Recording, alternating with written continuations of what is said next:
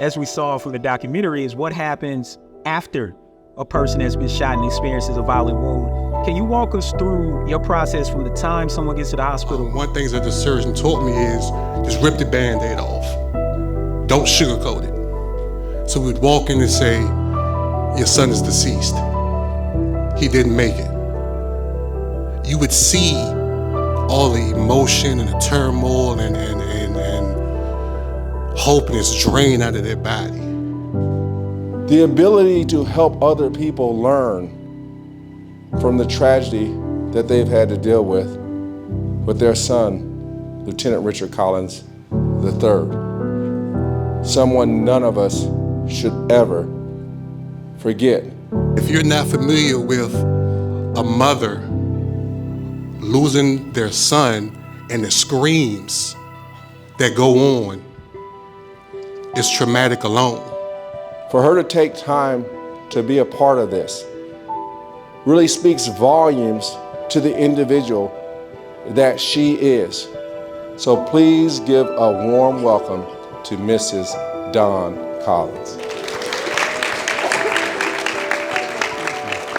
First of all, may I ask how many of you actually know the name Lieutenant Richard W. Collins III?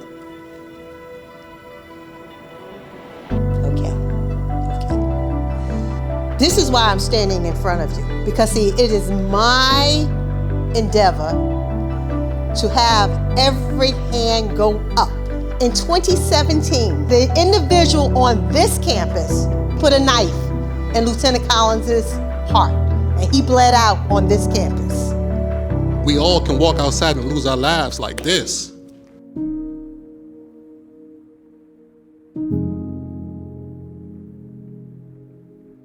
The first question that I'm going to have, and I'm going to start with Che and then work my way down, is what is your experience and interactions with gun violence personally? In 2013, I was hit 13 times, and I was medevaced to University of Maryland, Prince George's County Hospital Center.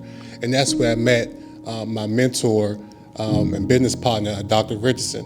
He was doing a study on black men that was violently injured. And he just took a liking to me. So he said, hey, Che, come guest lecture my class. So I said, hey, well, I'll try.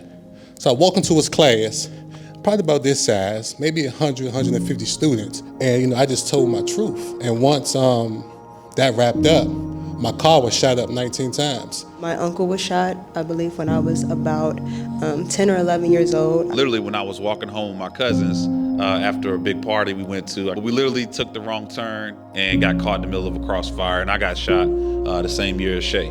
And the bullet that hit me hit 2 arteries, a great deal of blood loss, and I got within 26 minutes of bleeding to death in the hospital. And I'll never forget 2 things. One was when I arrived at the hospital, I was interrogated by investigators before I could go into surgery. And so while I'm in and out of consciousness and bleeding out literally, I was being asked to defend my innocence and being seen as a suspect first and a person second. We grew up in a violent structure. We grew up hearing gunshots. We grew up hearing ambulance. It was a war zone. And it just really affected not only his mental, but also the mental capacity of our family, because we didn't know how to handle that shift or what that meant for him mentally, and I think that's not really discussed when it comes to gun violence. Men oftentimes are more likely to experience depression and anxiety when they're exposed to violence, whether that be gun violence or police violence in their communities. Women are more likely to experience physical health problems related to obesity, hypertension, diabetes, controlling for every other factor under the sun, and this carries over into all communities. The hardest moment was watching 2 of the boys that I've worked with in caskets, next to each other, 116 and 119. Imagine being shot and you're brought into the hospital, but you're brought in shackled. What can collegiate athletes do with the platform they have to speak out against gun violence? So I would say just always be prepared to organize and kind of back what is in your communities right now. Don't let the culture or the music or the movies lead you astray. This is big business, y'all. Politicians won't come to the war zone. They also not gonna come to this classroom or this campus. So you gotta go get in their face to make sure that the people that are profiting in the boardrooms are being held just as accountable as those that are in their backyard trying to protect themselves with a gun that's illegal or legal. We have a memorial on this campus dedicated to Lieutenant Richard Collins. That's the least that we can do. But what's most important is to keep his legacy alive.